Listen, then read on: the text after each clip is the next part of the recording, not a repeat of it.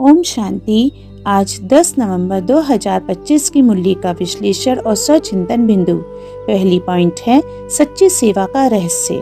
आज बाबा कह रहे हैं, बच्चे तन मन धन अथवा मनसा वाचा कर्मणा से ऐसी सेवा करो कि 21 जन्मों का एवजा मिले। सेवा केवल बोल या कर्म से नहीं, भावना अर्थात मनसा की पवित्रता से भी होनी चाहिए।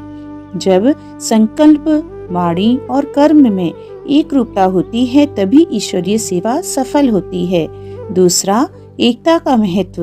बाबा का स्पष्ट फरमान है, आपस में खिटखिट नहीं होनी चाहिए।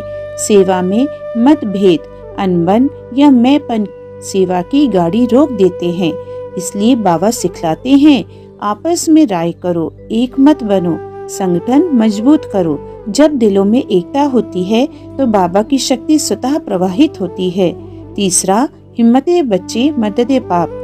बाबा कहते हैं, पहले स्वयं मददगार बनो, तब बाप की मदद मिलेगी। सेवा में पहले अपनी हिम्मत, लगन और जिम्मेदारी दिखाओ। ईश्वरीय कार्य में केवल प्रार्थना नहीं, कर्म और हिम्मत भी आवश्यक है। जब हम कदम बढ़ाते हैं तो बाबा 100 कदम साथ चलते हैं। चौथा, याद की यात्रा। सारा सार एक ही है, मुझे याद करो तो पाप कटेंगे। याद ही वह शक्ति है जो आत्मा को सतो प्रधान बनाती है। देह और देह के संबंधों से परे अशरीरी स्थिति में रहकर याद की यात्रा चलानी है। यही यात्रा पवित्रता, शांति और सुख की नींव है। आज बाबा ने वरदान दिया है, लक्ष्य के प्रमाण, लक्षण के बैलेंस की कला द्वारा चढ़ती कला का अनुभव करने वाले बाप समान संपन्न भव।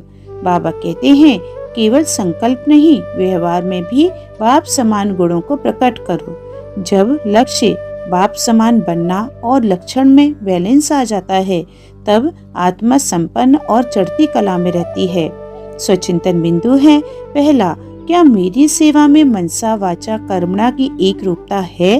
क्या मैं किसी से मतभेद या खिटखिट में तो नहीं फंसता? दूसरा, क्या मेरा लक्ष्य केवल ज्ञान सुनना है या बाप समान संपूर्ण बनना भी है? क्या मैं हर परिस्थिति में बैलेंस रख सकता हूँ? मुरली की प्रेरणा है, सेवा का सच्चा भाग्य तभी है जब उसमें एकता, पवित्रता और याद की शक्ति हो। संगठन की मिठास, बाप की मत पर चलना और हिम्मत, यही सफलता के सूत्र हैं। याद रखो, सेवा का भाग्य ही सबसे बड़ा भाग्य है। अच्छा, ओम शांति।